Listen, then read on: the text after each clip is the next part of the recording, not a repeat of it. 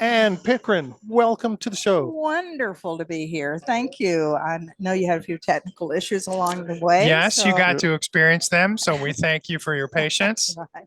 Yes, But it's great to be back with you guys. So hope you're having a great DRJ. we are. Despite all the hiccups. Listen, I've lived in the world of technology for too many years. There are always hiccups, right? Yes, there are. Yes. I think that's the power of resilience. You saw, we've been doing this broadcast for 3 hours now. First hour, fine. Second hour, fine. Third hour, something happened. Right. And that's what happens. I think we're seeing with our colleagues. Fine, something happens. All right. It's the whole thing is just preparing to be able to have that flexibility. That's like, and we'll talk about that's resilience, right? Exactly. Being able to understand, have strategies, and know that there is a way to solve those problems. So, great. And you have a session on resilience here as well. I did one yesterday afternoon on the OnSolve product, which was really focused on a new announcement around risk insights, which is historically looking at events that have occurred and that we have captured out of our risk intelligence platform and using that to mine data to make better decisions. So that was really a nice one. We can talk about that one later. And then I have a session coming up Wednesday morning on operational resilience and frameworks for those and how we as professionals can really learn and grow from each other. So I'm looking forward to that one. Excellent. In your session yesterday, you mentioned dynamic risk. Can you expand what that means to you and what that means to OnSolve? Yes, very much so. So dynamic risk is a concept that we've labeled that way. I've, for many years in my career, labeled it as it's the crisis that happens in a crisis, right? Can you move your mic? They're saying your mic move up just a little bit. All There right. we go. How's Is that better? All right. Awesome. You Thank you start so over much. and answer that one, or pick it Sure. up and go. Yeah, let's So, start over with all that right, one. Dynamic risk is really what I've seen and dealt with for so many years of my career, which was you're in the midst of one crisis and then something else unsurprised as a surprise to you, either related to or non-related happens. And that really is the thing we're seeing so dramatic, is dynamic in nature. You see that first event coming, and when we look at that, we say, all right, we're focused on a severe weather event, but the downstream impact of those that could be something that is a total surprise to you, that it's the flood and the aftermath of that was left, and the damage there is much broader than just the inclement weather, or it could have been just a secondary event totally, and one that brings back issues like, for instance, wildfires. When the wildfires hit, you're dealing with that event, but you forget about the impact of all the air quality issues, schools that were closed, businesses were closed, and the impact to businesses all the way. Even in Atlanta, Georgia, we had air quality issues as a result of those. So those are dynamic risks that you really have to think about and be prepared anytime you're dealing with a single event. Don't stay focused there. Just keep in mind the dynamic nature of those things. I think we often, unfortunately, fall into that because it's easier to deal with one thing than it is to deal with multiple things. So how do you go about changing your mindset to know that it's not just a single event I have to consider? I've got to look at this in a dynamic view. Well, and first, when you think about what we do, and I'll give you a little nature of some of the statistics we've pulled, and that'll lead into how we have to plan for that a little bit better, is that we've been monitoring and keeping all of this event data for years. And we capture 20,000 events across 50 different categories of risk on a given day. You think of that 365 days a year and what you really are capturing. And when we stop to look back of what are we seeing historically, are there changes in the kinds of risk that we're seeing and developing, and what's happening with those dynamic risks? Because we capture the first major event, we also capture the aftermath of the other things that happen. And how do we then leverage that along the way? So the first thing we did is we compared year over year. So we recently released our global risk impacts report that is available to anyone who cares to go to our website and request a copy of it, that looks at risk and compares them year over year from 21 to 22, 22 in through mid-year 23, looking at what we're seeing. And you see a tremendous volume in three key areas of increase, and it's inclement, severe weather is very strong. Infrastructure, power outages, we're seeing a lot of that. Now, is that somewhat tied to severe weather? You could probably, connect the dots there. And then we're also seeing a lot around transportation, train derailments and some of the impacts. Now, a lot of people would think, to answer your question, Alex, that, all right, I don't expect to have a train derailment, but the impacts that's left, the dynamic nature of businesses being closed, schools being closed, et cetera, or things. So how do you plan for that? You have to be able to monitor constantly. You can't get focused on a single incident and think that that is all your focus there, not 100%, or you'll be surprised by something. So it's always knowing that there are potential and highly probable secondary impacts that can influence you even more severely than the first event that occurred, and plan and strategize that way. So you're constantly knowing that whether it is a secondary event tied to the first or another event. In the midst of talking to a customer a year ago through COVID, he had 13 ongoing simultaneous events, some tied together, goodness. some not. But 13 events he was covering with his crisis management team. And that's the world we live in. Those are the dynamic risks that you have to be able to monitor, see in advance as early as you can expect that event, and hopefully have a better outcome as a result. So you really need to look beyond just what's impacting you in your neighborhood, because you brought up a good example about train derailments, and the last couple of years, there's been a couple of really interesting ones. You look beyond that, you could be a state over, and nowhere near that disaster, but because of that disaster, you could still be impacted by it. It's not in your neighborhood, but that means you got to look beyond your neighborhood. Exactly true. And I think we're becoming accustomed to doing that with supply chain and understanding our impacts there. I was just reading an article this week about the Panama Canal. And who would think, with a business operating potentially in the US, do I have a focus on that event? Am I watching what's going on? Because the drought in Panama has reduced the capacity of the freshwater lakes that feeds the canal. So you have to move ships slower in and through the canal. So now we're seeing a backlog of ships waiting, a longer line.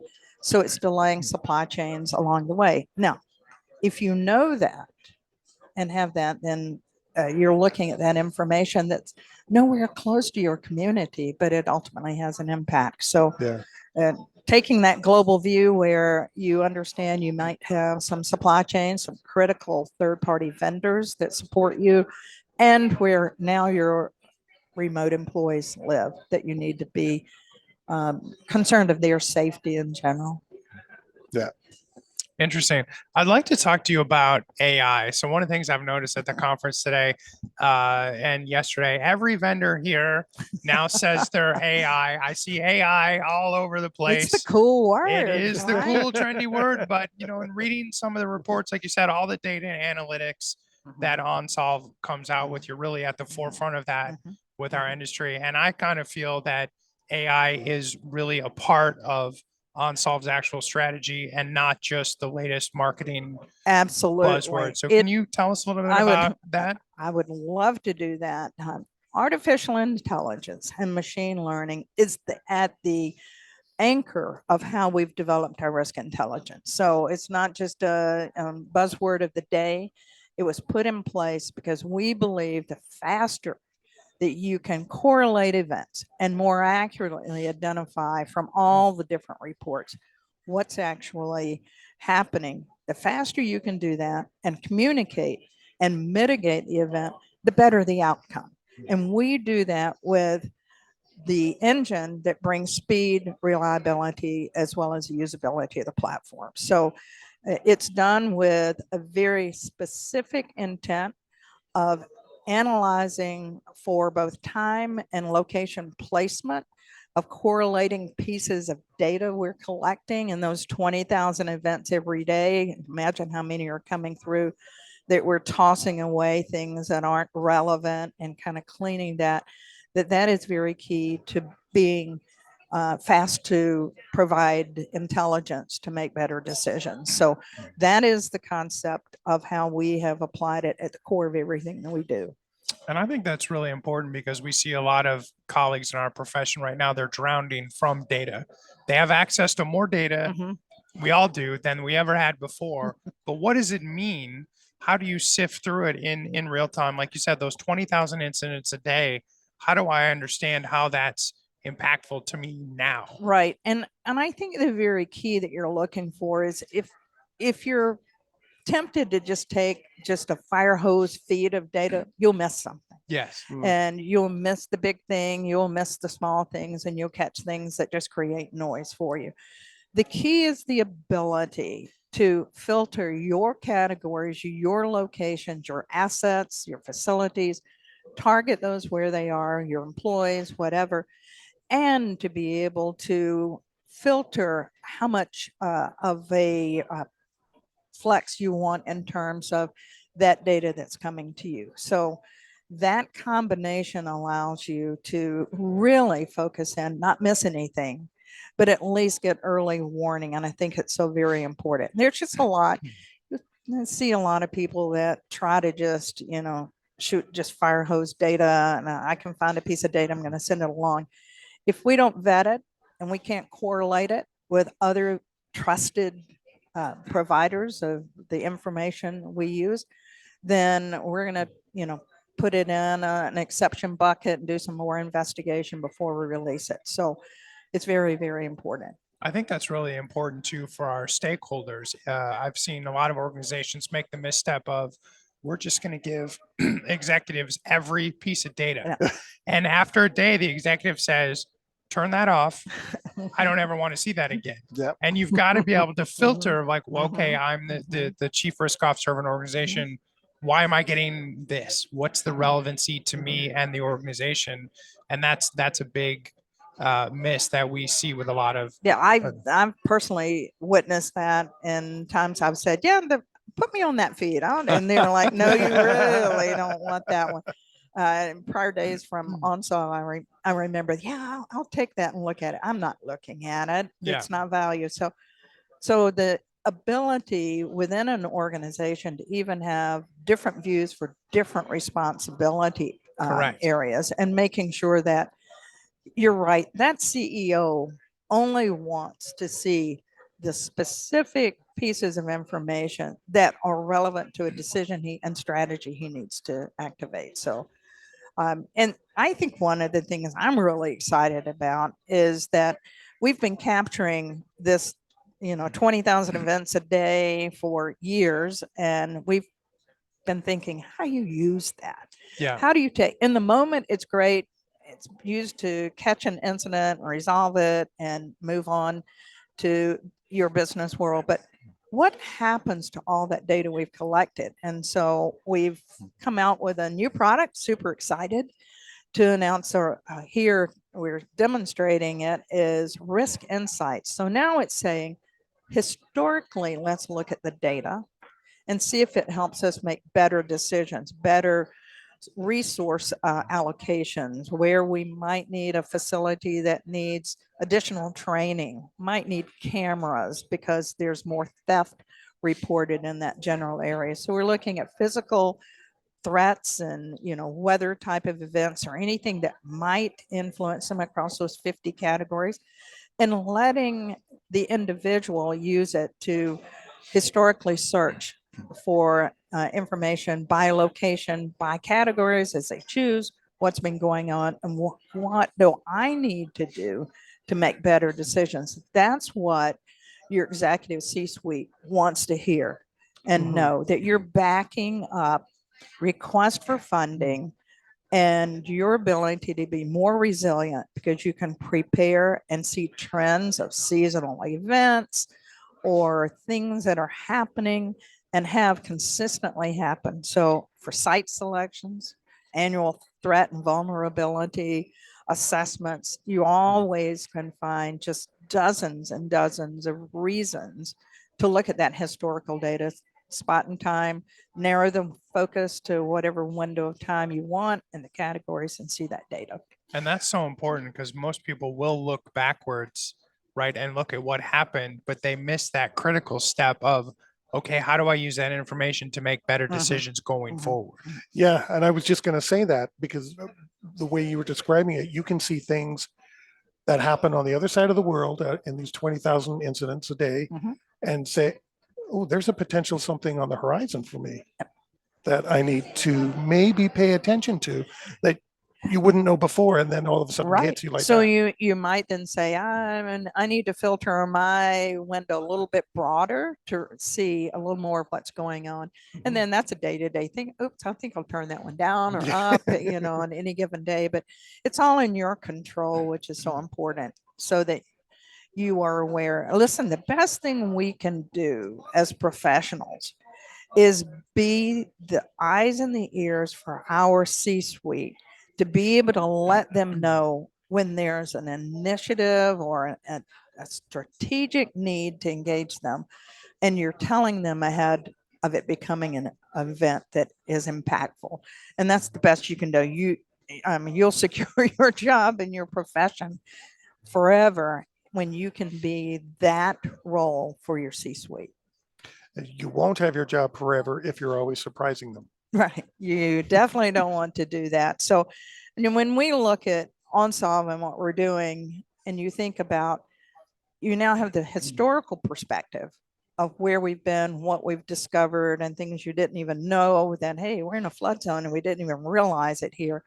But also all the speed and the relevance of this daily intelligence of developing events.